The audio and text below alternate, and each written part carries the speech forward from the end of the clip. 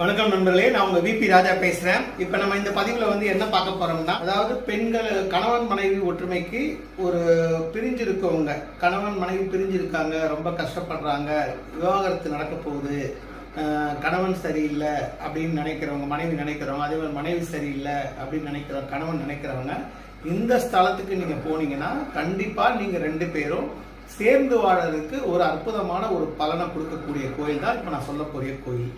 இந்த கோயில் எங்க இருக்குன்னு பாத்தீங்கன்னா, கும்பகோணத்துக்கு தென்மேற்கே 6 கிலோமீட்டர்ல திருசக்தி முற்றம் அப்படின்னு பாத்தீங்கன்னா அந்த கோயிலோட பேரு. இந்த கோயில்ல சிவபெருமான் அருள்பாலிக்கிறாரு. இந்த கோயில்ல சிவபெருமானுடைய பேர் சிவகொழுந்தீஸ்வரர், அம்மனுடைய பேர் பெரியநாயகி அம்மன். இந்த ஸ்தலத்துல பாத்தீங்கன்னா இந்த ஸ்தலத்துடைய தீர்த்தம் சூல தீர்த்தம். இங்க பக்த தெய்வமா முதல்ல நிக்கிறவர் வல்லப விநாயகர். அடுத்தது நம்ம இந்த கோயில்குள்ள போனீங்கன்னா அம்மன் சிவபெருமான கட்டி தழுவி முத்தம் கொடுக்குற மாதிரி ஒரு திருவுருவம் இருக்கும். அடுத்தது கோயிலுடைய வடக்கு பக்கம் பாத்தீங்கன்னா அதாவது சிவபெருமான அம்மன் தழுவி முத்தம் கொடுக்குற மாதிரி ஒரு சிலை இருக்கும். இதுதான் மூலவராகவும் இருக்கிறாங்க.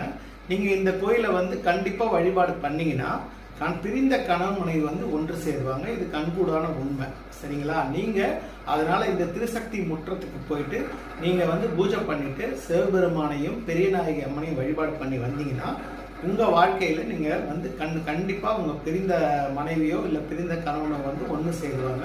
இது கண்கூடான உண்மை. மேலும் ஒரு நல்ல நிகழ்ச்சியில உங்களை சந்திக்கிறேன். நன்றி.